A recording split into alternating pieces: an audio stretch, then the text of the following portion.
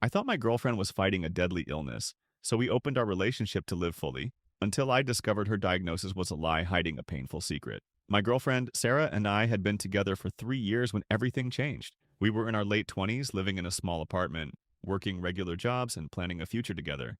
She was a graphic designer, always sketching or tweaking designs on her laptop, while I worked in IT, fixing computers and networks. Life wasn't perfect, but we were happy, or at least I thought we were. Then came the diagnosis. Sarah started feeling off. Tired all the time, random pains, and weird symptoms she couldn't explain. At first, we thought it was stress, or maybe a vitamin deficiency. She went to the doctor for tests, and I didn't think much of it. But when she got the call to come in for results, I could tell something was wrong. Her face went pale, and she barely said a word on the drive to the clinic. The doctor sat us down and explained she had a rare autoimmune condition. It was serious, potentially life-threatening if not managed carefully. She'd need ongoing treatment, lifestyle changes, and there was no guarantee how it would progress. We left the office in silence, both trying to process what we'd just heard. Over the next few weeks, Sarah threw herself into research. She read everything she could about her condition, joined online support groups, and started making lists of things she wanted to do, just in case. I tried to be supportive, but I was struggling too. I'd Google her condition late at night, reading horror stories about worst-case scenarios, then shut my laptop before I spiraled too far. We didn't talk much about how scared we both were. Instead, we focused on practical stuff. Medication schedules, doctor appointments, diet changes. But the weight of it all hung over us. One night, maybe a month after the diagnosis, Sarah brought up something I didn't see coming. We were on the couch eating takeout when she said she'd been thinking about our relationship. She loved me, she said, but her diagnosis made her realize how short life could be. She didn't want to miss out on experiences, and she wondered if we should try opening our relationship.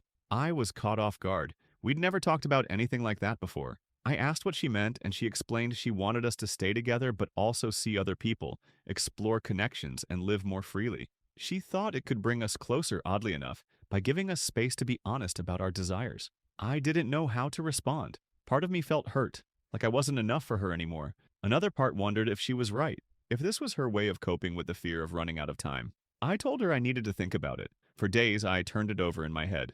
I read articles about open relationships, watched videos, even lurked in online forums where people shared their experiences. Some stories were inspiring, others were train wrecks. I wasn't sure I could handle it, but I also didn't want to hold Sarah back, especially now. She was dealing with so much, and if this was what she needed, I wanted to try. We set ground rules. Honesty was number one. No secrets, no hiding who we were seeing or what we were doing.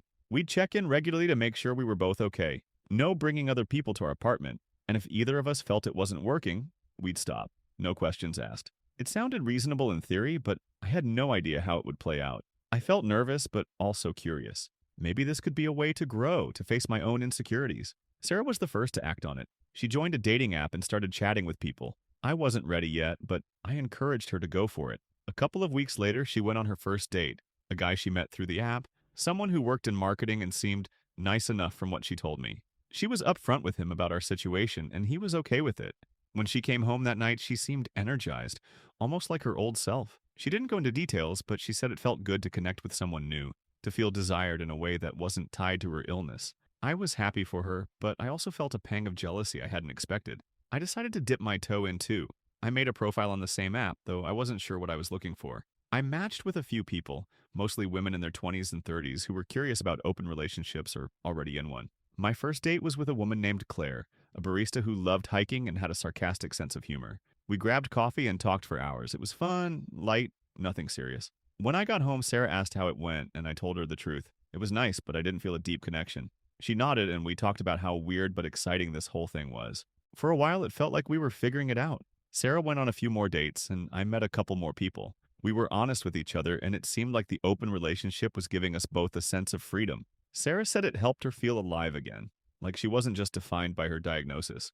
I liked seeing her smile more, even if it wasn't always because of me. But there were moments when I wondered if we were really as okay as we said we were. I noticed little things, how she'd check her phone more often, how I'd feel a knot in my chest when she mentioned a guy she liked. I pushed those feelings down, telling myself it was just part of the deal. We kept checking in like we promised. During one of those talks, Sarah admitted she was starting to feel something for one of the guys she was seeing. His name was Ethan, and they'd been on a few dates. She said it wasn't love, but there was a spark, something that made her want to keep seeing him. I tried to stay calm, but my mind was racing. Was this still just an open relationship, or was it turning into something else? I told her I was fine with it, but I wasn't sure if I meant it. I needed time to process, and she gave me space, but I could tell she was nervous about how I'd handle it. That's when things started to get complicated. I realized I wasn't as secure as I thought. The idea of Sarah developing feelings for someone else hit me harder than I expected. I started questioning whether this was really what I wanted, or if I was just going along with it for her sake. Meanwhile, Sarah was navigating her illness and her new connections, and I could see how much it meant to her to feel in control of something in her life. I didn't want to take that away from her, but I also didn't know how to deal with my own doubts. Looking back, those first few months were a mix of excitement, confusion, and growth. We were trying something new, something neither of us had experience with, all while dealing with the shadow of her diagnosis. It wasn't perfect, but it was our reality. I didn't know it then, but things were about to get a lot messier. Things were moving fast in our open relationship, and I was trying to keep up. Sarah was seeing Ethan regularly now, and she seemed happier than she'd been in months. She'd come home from dates with this glow, talking about how he made her laugh or how they'd gone to some new restaurant. I was still meeting people too, but nothing stuck. I went on a few more dates after Claire, a teacher named Rachel, a photographer named Mia, but they didn't go anywhere. My heart wasn't in it, though I didn't admit that to Sarah. I kept telling myself I was fine with how things were, even as that knot in my chest grew tighter. Sarah's health was still a big part of our lives. She had doctor appointments, took meds, and followed a strict diet. I'd drive her to the clinic sometimes, sitting in the waiting room while she met with her specialist. She'd come out looking drained but would brush it off, saying everything was under control. I trusted her. Why wouldn't I? She'd been open about her condition from the start, and I saw how much it affected her. But looking back, there were signs I missed. She was vague about her treatment sometimes, changing the subject when I asked for details. I thought she was just protecting me from the stress, but it was more than that. One night, I was working late and needed to grab some files from her laptop. She'd left it open on the kitchen table, and I figured she wouldn't mind. While I was searching for the folder, an email notification popped up. It was from her doctor's office, and the subject line mentioned a follow-up. I didn't mean to snoop, but something made me click. The email was about her recent visit, and it mentioned her ongoing therapy for depression, not the autoimmune condition she'd told me about. I froze. Depression? I scrolled through the thread and saw more emails. None of them mentioned anything about a rare illness. They talked about medication adjustments, coping strategies, and her emotional state. My head was spinning. I went through her calendar, which she synced with her email. There were therapy appointments listed, but none of the specialist visits she'd told me about. I checked her browser history, something I'm not proud of, and found searches about depression, guilt, and relationship issues, but nothing about the autoimmune disease she'd described. I sat there for an hour, piecing things together, feeling like the ground had shifted under me. Was she lying about being sick? And if she was, why? I didn't confront her right away. I needed to be sure. The next day, I called her doctor's office, pretending to confirm an appointment. The receptionist said they didn't have any specialists for autoimmune conditions at their clinic, but they could refer me to a therapist if needed. That was enough. Sarah wasn't at home. She was out with Ethan, so I had time to think. I remembered how she'd pushed for the open relationship right after her diagnosis, how she'd been distant before that, checking her phone more, staying late at work. It started adding up. Was the illness a cover for something else? Was she cheating before we opened things up? When Sarah got home, I couldn't hold it in. I told her I'd seen the emails and asked her to explain. Her face went blank for a second. Then she sat down and started crying. She admitted there was no autoimmune disease. She'd been struggling with depression for months but didn't know how to tell me. She said it started when she got close to someone at work, Ethan, before they started dating officially. She felt trapped, guilty, and didn't want to hurt me by admitting she'd crossed a line. The diagnosis was her way of coping, a story she told herself to justify wanting freedom without blowing up our relationship. I was floored. She'd been cheating, maybe not physically at first, but emotionally for sure. The open relationship wasn't about her illness or living life to the fullest. It was about her feelings for Ethan and her fear of facing me with the truth. I felt betrayed, not just by the lie, but by how she'd used her fake condition to manipulate me into agreeing to something I wasn't sure about. I asked why she didn't just break up with me, and she said she still loved me, didn't want to lose me, but also didn't know how to fix what she was feeling. We talked for hours. She told me about her depression, how it made everything feel heavy, how she'd started therapy but didn't tell me because she was ashamed. She said meeting Ethan made her feel alive again, but it also made her hate herself for hurting me. The fake illness was her messed up way of keeping us together while exploring what she wanted. I listened, trying to understand, but I was angry. I'd spent months worrying about her health, supporting her, bending over backward to make this open relationship work, and it was built on a lie. I needed space. I told her I was staying at a friend's place for a few days. She begged me not to go, but I couldn't stay there. At my friend's, I tried to make sense of it all. I was mad at Sarah, but I also felt bad for her. Depression wasn't an excuse, but it explained some of her choices. I wondered if I'd missed signs of her struggling, if I could have done something to help before it got to this point. I also questioned myself. Why had I gone along with the open relationship so easily? Was I trying to avoid losing her, even if it meant ignoring my own feelings? Those days apart were rough. I kept replaying our relationship, looking for clues I'd overlooked. I thought about Ethan, wondering how much he knew. Did he think she was sick too, or was he in on it? I didn't want to talk to Sarah yet, but I texted her to ask if she'd told him the truth. She said she had, and he was supportive, but didn't know about her lie until recently. That didn't make me feel better. I felt like a fool, like I'd been played by both of them, even if that wasn't entirely true. I started thinking about what I wanted. Could I trust Sarah again? Did I even want to try? The open relationship was over. That much I knew. But breaking up felt complicated. We'd built a life together, and despite everything, I still cared about her. I also wondered if her depression would get worse if I left. I hated that I felt responsible for her, but I did. At the same time, I was done being the guy who just went along with things to keep the peace. When I went back home, Sarah was a wreck. She'd been crying, hadn't slept much. She said she'd do anything to fix things. Therapy together, no more Ethan, whatever I wanted. I told her I wasn't ready to decide.